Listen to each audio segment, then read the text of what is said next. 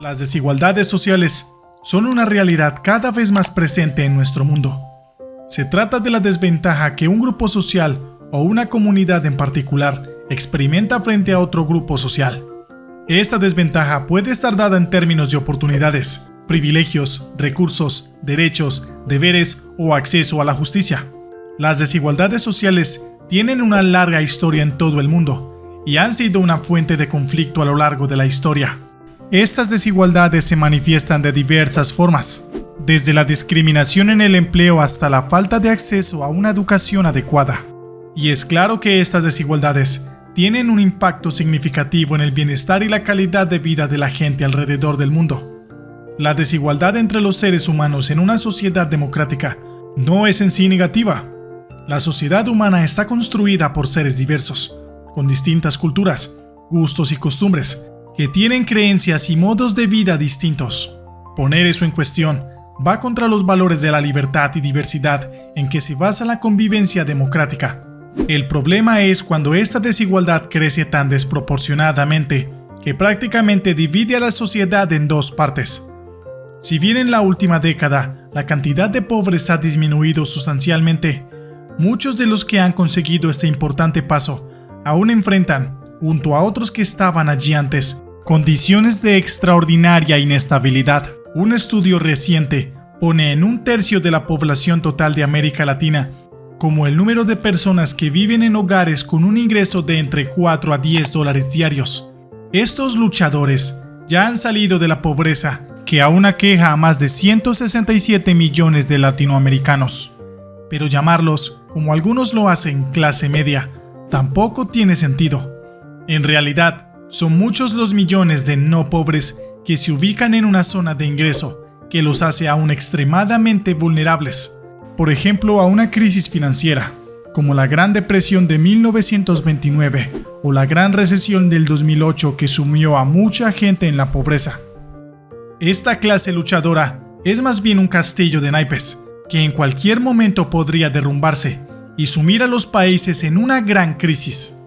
Pero, ¿cómo se mide la desigualdad social en los países? Hay muchos indicadores para medir la desigualdad social entre países. Podemos medir la desigualdad de los países en base a su PIB per cápita, la esperanza de vida, el índice de desarrollo humano o el coeficiente Gini.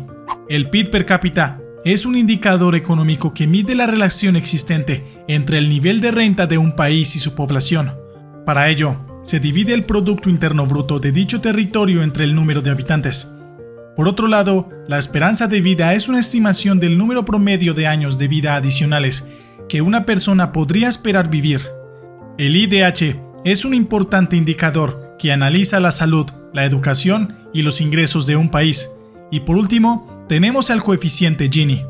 El coeficiente Gini es un indicador de desigualdad económica que mide la diferencia en la distribución de ingresos o de los recursos entre las personas o grupos.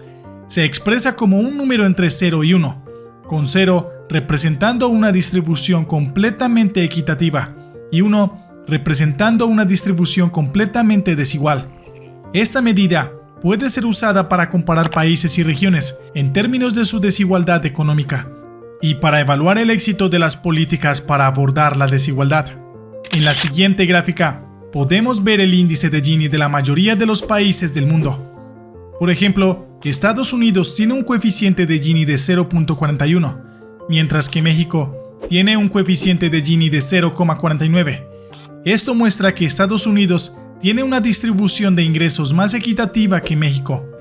Por otro lado, los países de la Unión Europea tienen un promedio de coeficiente de Gini de 0.3, lo que indica una distribución más equitativa del ingreso en esa región. Como pueden ver, América Latina y el sur de África son las regiones más desiguales del mundo según este índice. Ahora, veamos un poco las causas de la desigualdad. El estudio antropológico y arqueológico de las sociedades ha revelado que las sociedades paleolíticas eran bastante igualitarias, y salvo las diferencias de sexo y edad en las tareas, existía poca o ninguna diferencia adicional. En general, hombres y mujeres de la misma edad tenían habilidades y conocimientos similares, y parecía existir muy poca especialización en las sociedades de cazadores-recolectores. Esas evidencias apuntan a que las desigualdades en las sociedades humanas se hicieron más marcadas en las sociedades neolíticas, en las que existía una creciente especialización y, por tanto, asimetrías en el acceso a los recursos naturales, bienes económicos, información en general y conocimientos. Las élites responsables de centralizar y organizar la producción y custodia de alimentos en las sociedades preestatales en general aprovechan su acceso diferencial a los recursos en beneficio de sus parientes, lo cual parece una de las formas iniciales de desigualdad social en las sociedades humanas.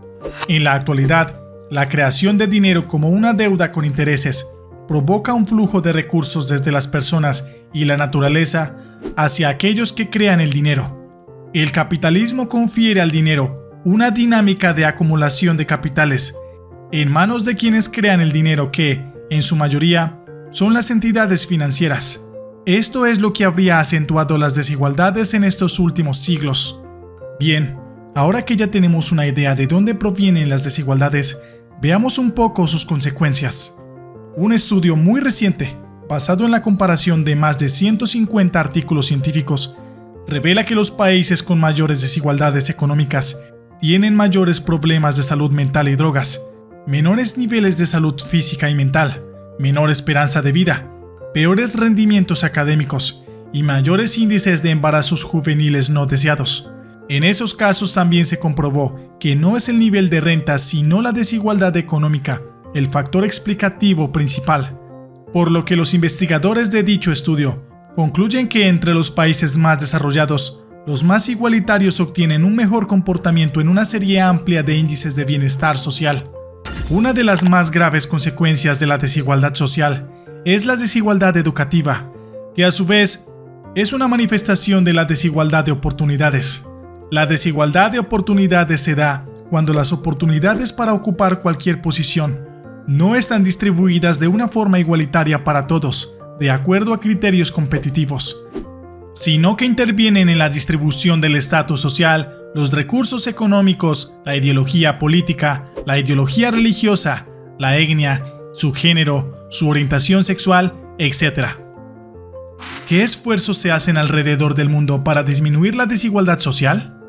Muchos países están implementando políticas para abordar la desigualdad social, como la creación de leyes y regulaciones que promuevan el acceso equitativo a los recursos, la eliminación de la discriminación en el lugar del trabajo, la igualdad de salarios, la inversión en programas educativos y la eliminación de las barreras estructurales. Además, muchos países están implementando programas de desarrollo social para ayudar a las personas más vulnerables a mejorar sus vidas. Estos programas incluyen la provisión de subsidios para la vivienda, la educación y la atención médica a las personas de bajos ingresos, así como la inversión en programas de empleo para ayudar a las personas desempleadas a encontrar empleo.